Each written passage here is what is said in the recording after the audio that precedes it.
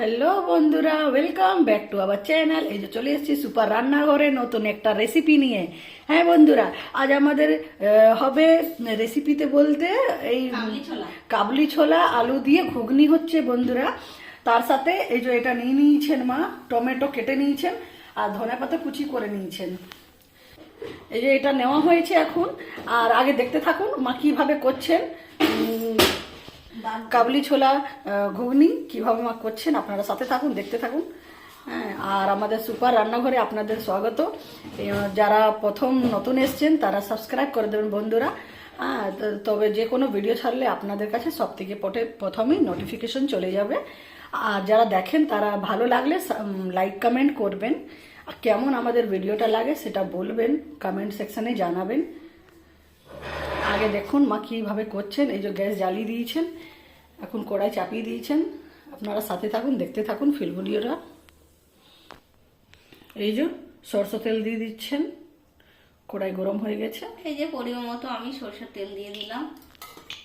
এই যে বন্ধুরা 4টে কাঁচা লঙ্কা নিয়ে নিয়েছেন মা, মাঝখান থেকে কেটে নিচ্ছেন কাঁচা লঙ্কাগুলো। এই যে তেল গরম হয়ে গেছে। হ্যাঁ, আমি এই যে টমেটোগুলো দিয়ে দিচ্ছি। টমেটো কেটে রেখেছিলেন মা, ওই টমেটোগুলো দিয়ে দিলেন। টমেটোগুলো ভালো করে ভেজে নেবেন। এই যে বন্ধুরা আমি এবারে আদাটা দিয়ে দিচ্ছি। একটু আদা নিয়ে নিয়েছেন মা, আর এই যে কাঁচা লঙ্কা 4টে আমি দিয়ে দিলাম।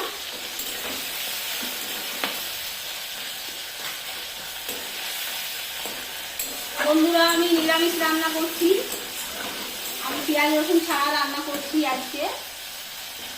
আর রাতের দিকে আমাদের নিরামিষই হয়। এই যে বন্ধুরা আমি একটু জিরে গুঁড়ো দিয়ে দিচ্ছি।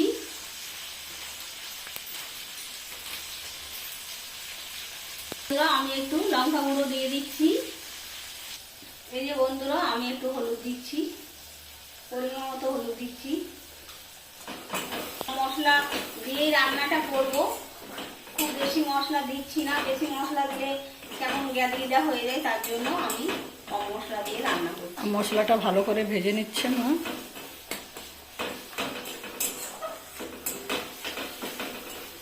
এই যে আমার ভাজা হয়ে গেছে।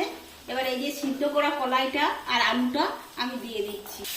এই যে বন্ধুরা মা সিদ্ধ করে রেখেছিলেন আলু আর কাবলি ছোলা, ওটা ভিজিয়ে রেখেছিলেন, ভিজিয়ে মানে সিদ্ধ করে কুকারে।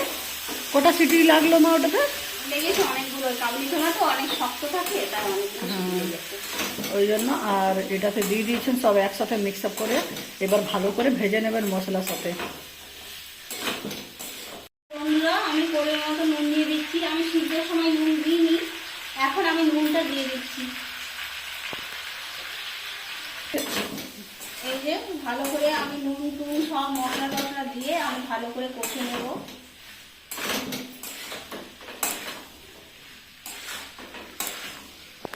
এই যে বন্ধুরা আমি একটু সামান্য চিনি দিচ্ছি টেস্টটা বাড়ার জন্য।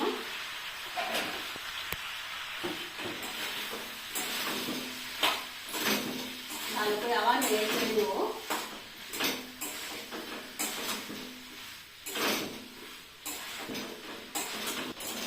এই যে বন্ধুরা পুরো মশলা কষা হয়ে গেছে।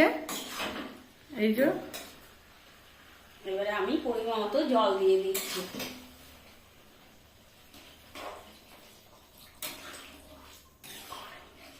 এই যে বন্ধুরা আমি এই যে জল দিয়ে দিলাম, পরিমাণ মতো জল দিয়ে দিলাম।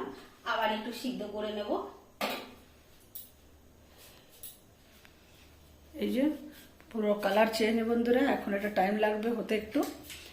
বন্ধুরা আমাদের ঘুগনি কত দূর হয়েছে, এই যে চলে এসছি, অলমোস্ট হয়ে গেছে। একটু ঝোলঝোলই রাখবেন মা। আমি এই যে একটু ভাজা মশলা দিয়ে দিচ্ছি। এটা জিরে ধনে তেজপাতা সব গুঁড়ো করে রেখেছি, লঙ্কা, ওইটা আমি ভাজা মশলাটা একটু দিয়ে দিচ্ছি, বাড়িতেই বেরিয়েছে এটা। আর এই যে একটু ধনে পাতা দিয়ে দিচ্ছি।